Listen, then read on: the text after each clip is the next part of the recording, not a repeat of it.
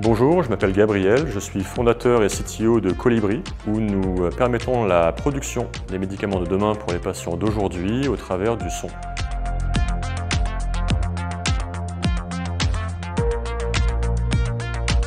Je suis fondateur et CTO de l'entreprise Colibri. Du côté fondateur, plusieurs choses sont intrinsèques à ce rôle. Je suis encore propriétaire de la majorité de l'entreprise, du coup j'ai des responsabilités foncières vis-à-vis des investisseurs, vis-à-vis des employés, vis-à-vis de la loi, puisque c'est moi qui dirige l'entreprise. Et du côté financement et recherche de levée de fonds, c'est moi qui suis garant de la vision de l'entreprise.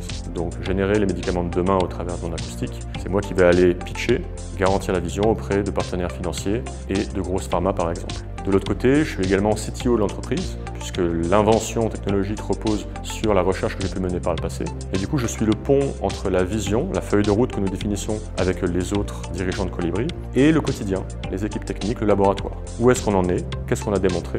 Et comment on va pouvoir aller à la prochaine étape de la feuille de route? La nature du métier de CTO peut prendre des aspects bien différents si l'entreprise est une entreprise qui développe du code ou un asset thérapeutique par exemple. Mais cette fonction de garant de la feuille de route est essentielle à la mission du CTO dans une startup.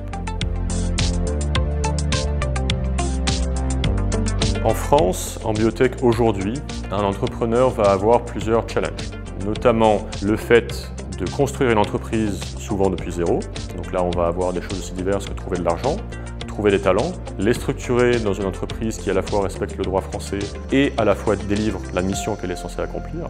Et du côté biotech, on va avoir également la génération de preuves de concept suffisantes pour avancer au travers des différentes phases d'essais cliniques. J'aimerais conclure en France sur le fait qu'en biotech, le principal enjeu repose sur la recherche de financement, puisque nous sommes extrêmement bien financés au début de l'aventure entrepreneuriale. Et souvent, une fois qu'un médicament arrive au marché, il n'y a plus de soucis. Entre les deux, il y a une phase très difficile qui consiste à financer la preuve de concept et l'accès au marché. Et c'est là en France que pour moi réside le principal enjeu de la gestion de biotech aujourd'hui. Tout d'abord, j'aimerais rappeler que les conseils qui sont prodigués ici n'ont de valeur que ceux que j'ai engrangés au travers de mon expérience personnelle et que vous avez autant de conseils souvent que d'entreprises. Cela dit, il y a des messages communs que l'on peut conserver. Parmi ceux-ci, la réalisation que quand on est dans une start-up, ce n'est jamais fini. Il y a toujours un problème, toujours un manque d'argent ou toujours une difficulté scientifique à surmonter et qu'il est fondamental d'avoir une énergie débordante pour monter ce genre de projet. Et ça a un corollaire direct, c'est qu'il faut qu'on soit passionné par le projet qu'on monte. C'est impossible de survivre à une start-up si on n'est pas forcément passionné par la mission, par la technologie ou par l'idée qu'il y a derrière et qu'on ne s'entoure pas des bonnes personnes pour se soutenir au cours de cette très difficile mission.